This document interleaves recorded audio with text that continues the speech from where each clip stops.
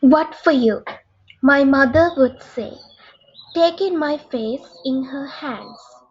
My last born, my baby. 4 dowries is too much for a man to bear. Okay, now here, uh, this part is really dramatic, right? And I would like to tell you, and as we are talking about the context here, I will revise the main information that you want, need to analyze, need to mention in your answers if you are writing this foreign context. So, as for the identification, it's enough to mention that this is a post-colonial novel, Nectar in a Sieve, which is of the 20th century, written by Indian novelist who was born in 1924 to and died on 2004, Kamala Markandaya. And the plot right here, this is a flashback of the protagonist, who is Rukmani, of her childhood and almost before she is being married, right? Married. And here we can see the tone of Rukmani's mother, which is a bit troubled tone. Okay. Because she says here, my mother would say, taking my face in her hands, you can visualize a mother and the child behavior right here. My last born, my baby. 4 dowries is too much for a man to bear. What does this highlights? Now this highlights the economic condition which has been declined, right? The economic downfall, and how this is highlighted by the dowry system, which almost make the people suffer so much, right? Because I told you why it is a problem earlier. And see what she says in return. Now here, this also highlights the theme of dowry and also the culture, right?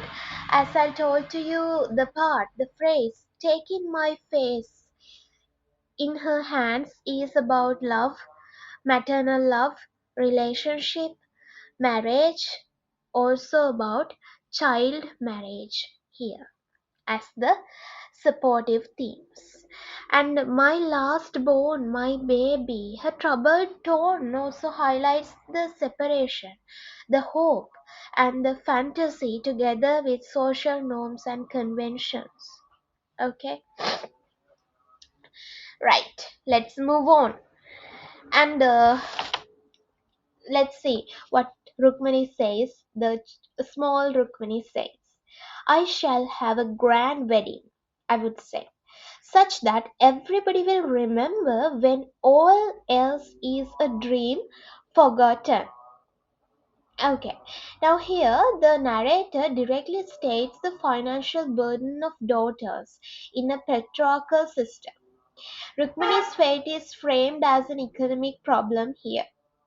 Okay, and also when talking about the reply of Rukmani, it's about the social class, the separation, marriage, right? And of course, it's about the childishness, right? She don't know nothing about this. And see, there's irony as well, because for the children, it has been given as a dream. For little Rukmani, marriage was a dream, right? Even though they suffer a lot from that, because they are children, right? They have to separate from their family in a very small age, right? Even though it is about difficult circumstances, sufferings, but it still has given to them as a fantasy, a nightmare, a hope that they dream of, right? So that is about irony, of course, right? And also, this is a flashback.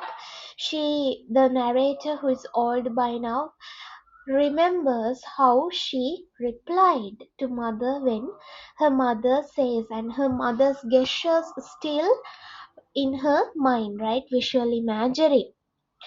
Okay, let's move on.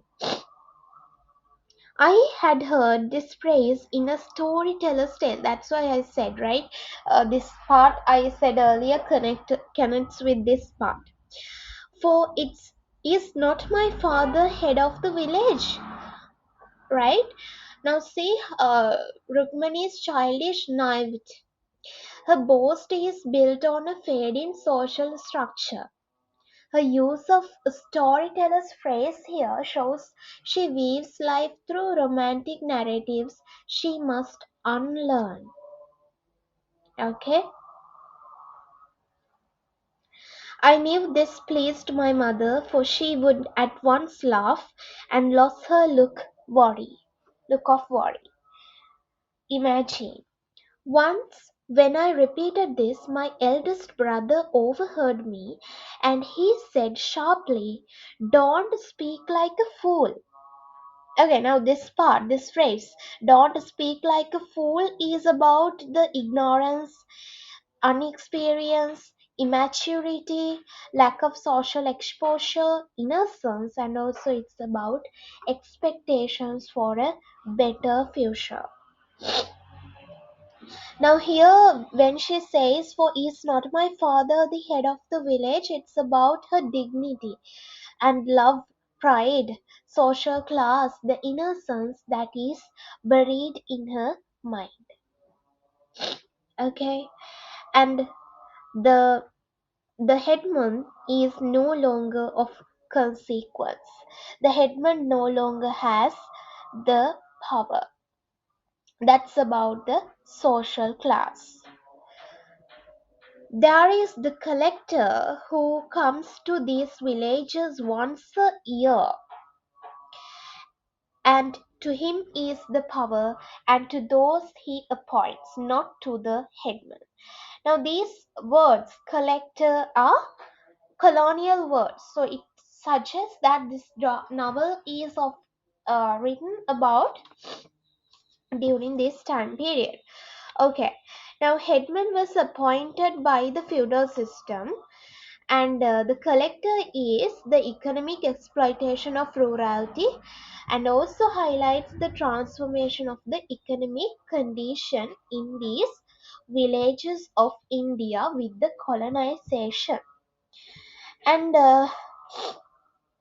talking about that, this is headman itself is a symbol of feudal system, whereas the collector is symbol of exploitation of rural labor, the colonization, right? You can see simile here. Don't speak like a fool. It's about a simile, and added to that the mother's love, the fear for the child's future, loving responsible mother's character also brought down here, because she happened to be a typical conventional woman symbol in this novel, right? She represents a typical conventional woman. Okay, so this is about the special paragraph that you can and you could get for the exam, and I hope that you have enough facts to score a best mark out of here. And if you need to know anything else, please leave a comment. I will explain you everything later on. Right. Then let's move to the next paragraph. Okay, let's move on. In this paragraph as well, I will separately mention there's a special paragraph that you can have in your exam. Okay, let's see when it comes, right? So, this was the first time I had ever heard that my father was no consequence.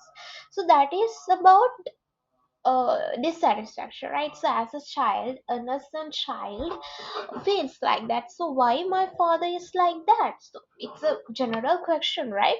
It was her first time, so it's about disappointment. It was as if a prop on which I learned had been roughly kicked away, shocked away, and I felt frightened and refused to believe him. That's why I said she was confused and if he refused to believe and disappointed. Okay, here you can see a simile as well. It was as if, right? As if. And next one is actually, but of course he was right. Okay, that is about acceptance. And by the time I came to womanhood, that's about puberty.